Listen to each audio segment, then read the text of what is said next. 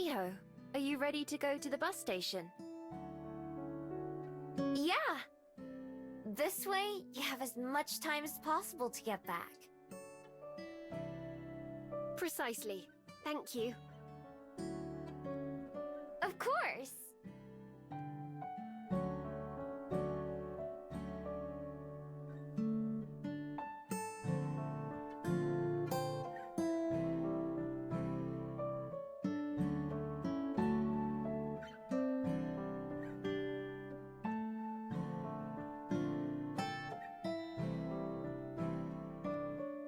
Safe travels, Aspen. Let us know when you get there. Will do. I won't have reception while traveling, but I'll send a message as soon as I'm home. How long's your trip? If it was by car, only a couple hours. It'll be closer to 4 by bus, though. I'll take an early one on the way back tomorrow just to be safe. Ample reading time, it sounds like. Oh, yes.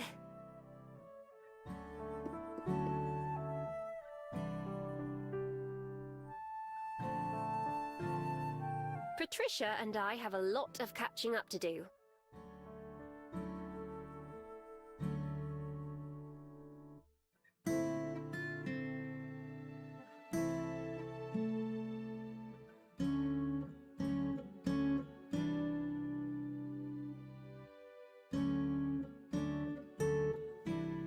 Well, shall we be off, Miho? Yep. Goodbye, Aspen. Good night, Miho. Bye! Later!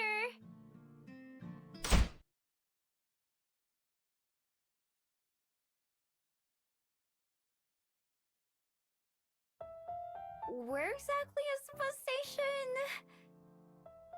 Not too far from my apartment. We'll pass it by on the way there. Should we stop by and say hi to the cats? I'm sure they'd love to see me. They're going to be angry enough at me for leaving for a day. I'm not sure I want to traumatize them right before I go. Dang it. I've never gotten along with cats. Have you known many? Only a few. Some of the strays have some really good stories to tell.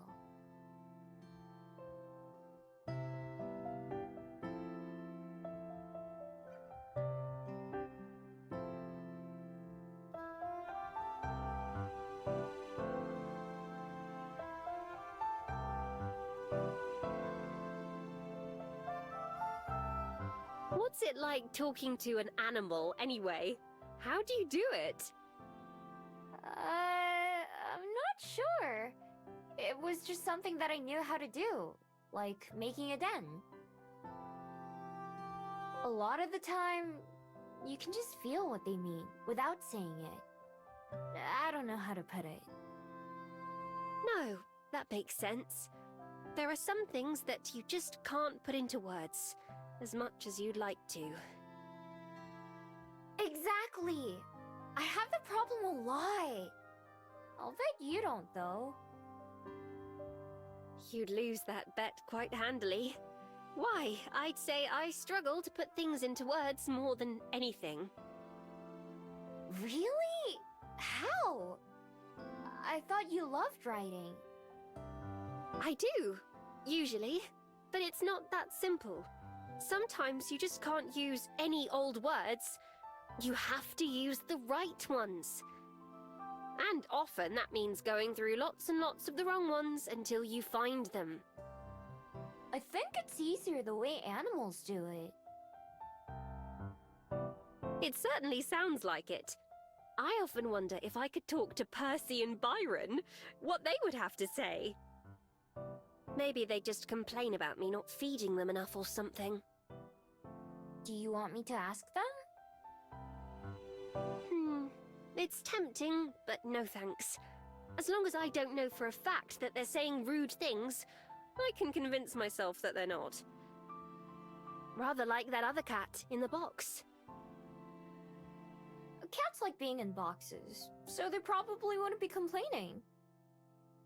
Not quite what I meant, but I'll take it.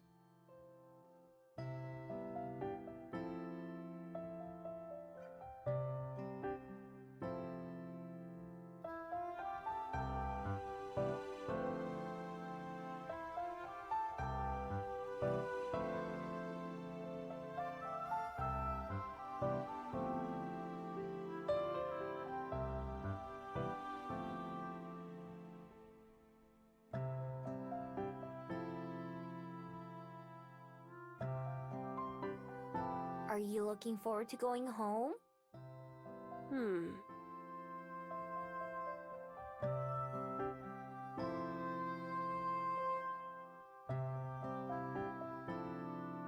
I am, yes. But like I said, I prefer to only do so for a day or two at a time. 'Cause of your parents? A little. They're not really that bad, though. Mum's a worrywart and Dad isn't, so Mum feels like she needs to worry enough for both of them.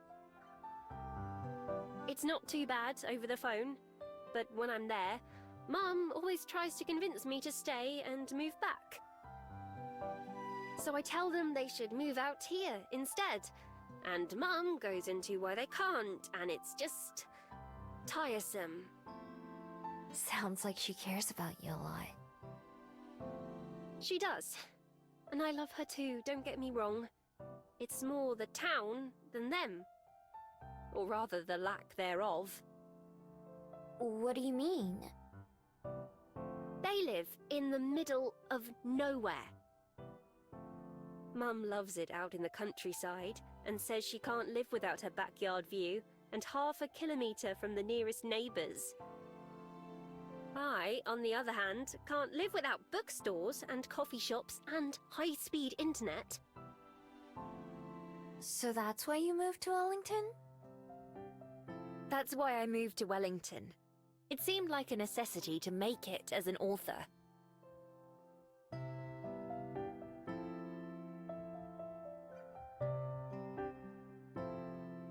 Can you only find the right words here? Exactly. At least, that's what I thought before I came. Turns out that moving to a new city won't magically make you a better writer. Or even a writer at all. Back when I was in school, I used to daydream about what life in the big city must be like. Busy and important things happening during the day, and then nights full of excitement and sparkling wonder. Instead, it's the Bell House, and a tiny apartment the size of my living room back home. I thought if I put myself in this new environment, then I'd grow into the type of person who belonged there. I learned the hard way that places don't change who we are. Still, better to be struggling to make it in the city than doing nothing out in the boonies, I tell myself. I think it sounds pretty nice. Peace and quiet, nothing to have to worry about. Ugh, not you too.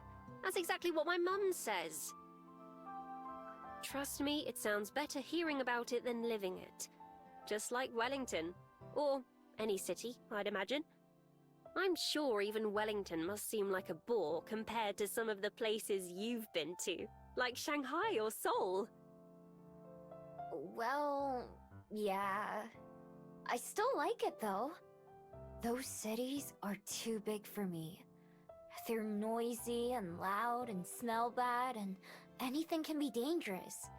You have to be on your guard all the time. It's not like that here. The scariest thing I've seen was a movie. That's true. I'm glad. I'm glad you liked it enough to stay.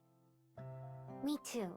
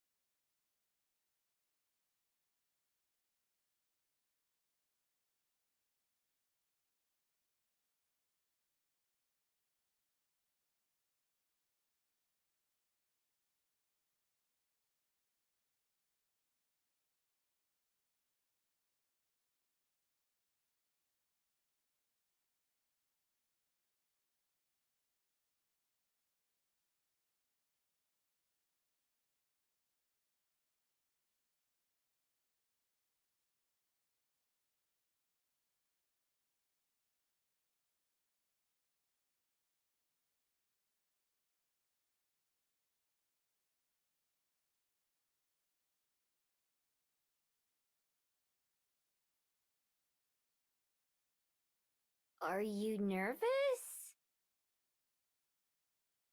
Me? No. No. Why would I be? Do I seem nervous? Yeah. Is it because of the bus? You don't have to worry about that. I've ridden on them lots of times and they only broke down like once. No, it's not that. I mean, no, I'm not nervous. Okay.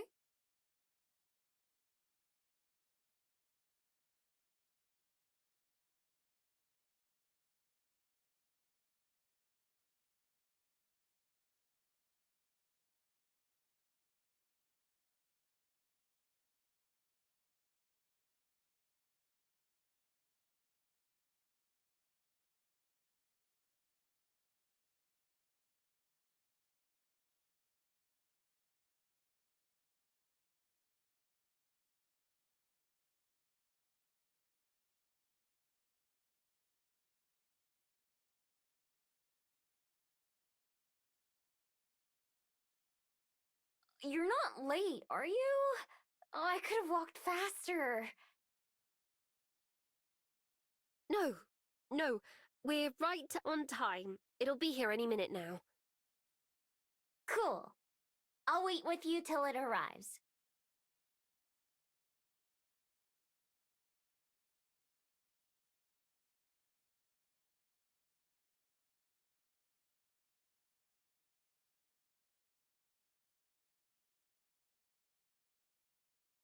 Aspen?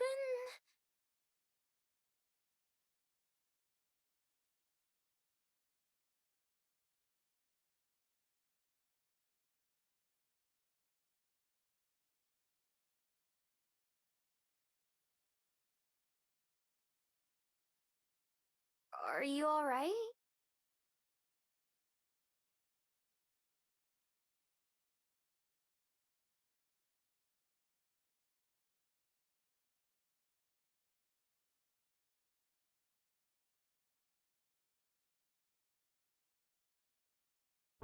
Miho, I have to tell you something.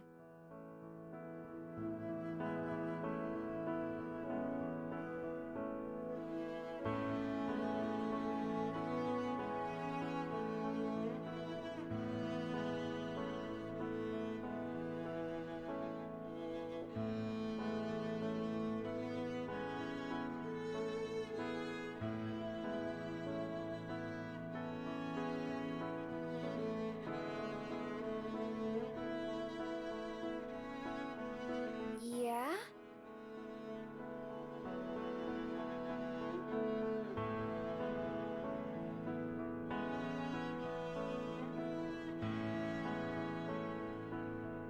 It's something that I've been thinking about telling you for a long time. But it was one of those things where I wasn't sure how, or when, because I didn't know how you'd take it.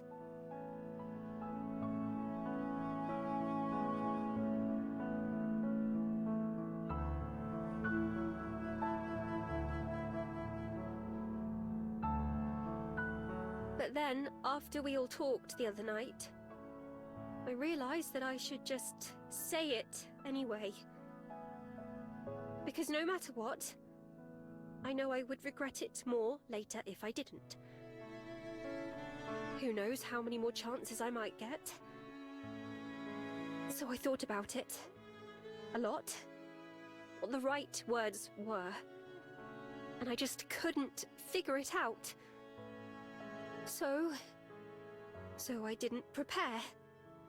I'm just saying this, somehow, and hoping. God, I'm actually saying this, aren't I?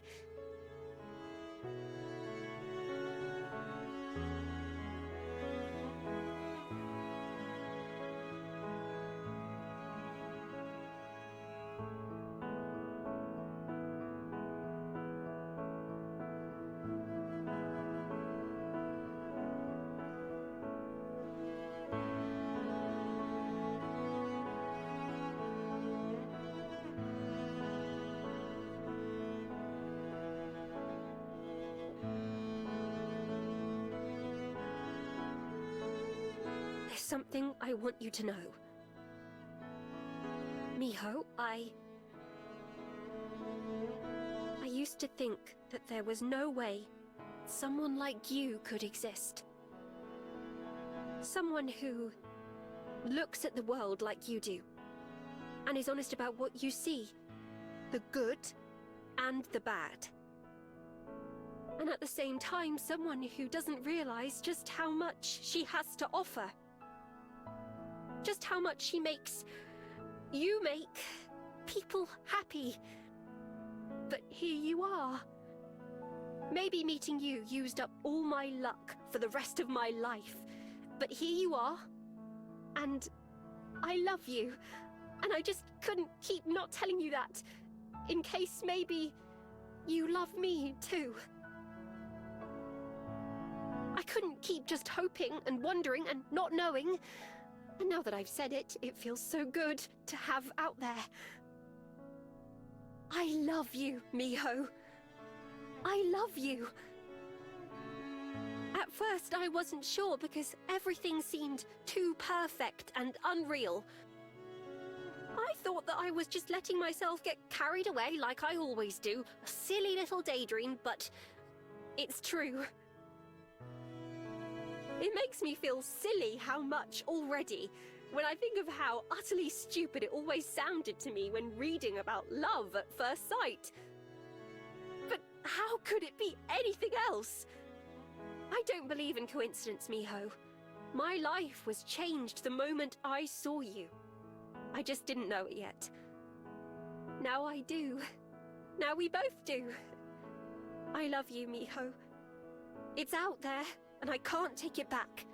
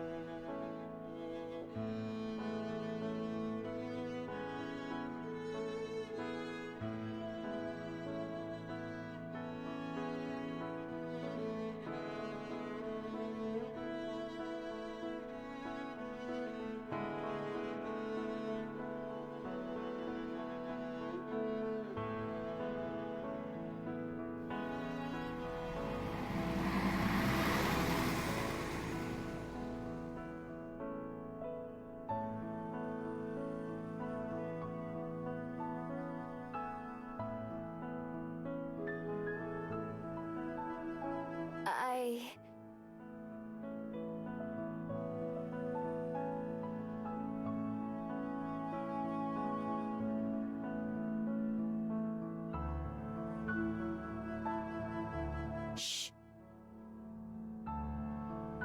Don't tell me. I said it now before I leave for a reason, because I thought you might say that. Tomorrow, whatever it is you feel, I'll hear it then.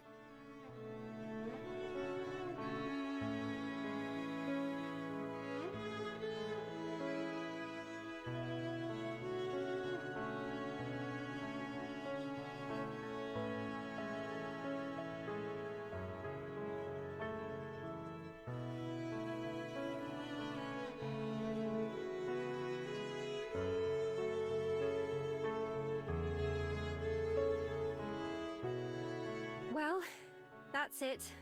All I have to say, I suppose. As if that wasn't one of the most important things I've ever said in my life. That's my bus. So, I'll see you tomorrow, Miho. And no matter what, it's okay. If we just carry on being friends like normal, I'm fine with that. More than fine. I'm just glad that I took the chance to tell you.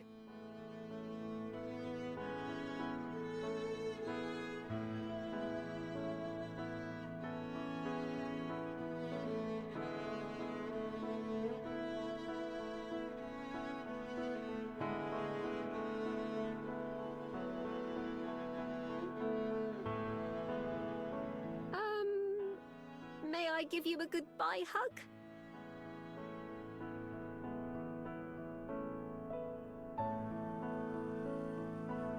Yeah.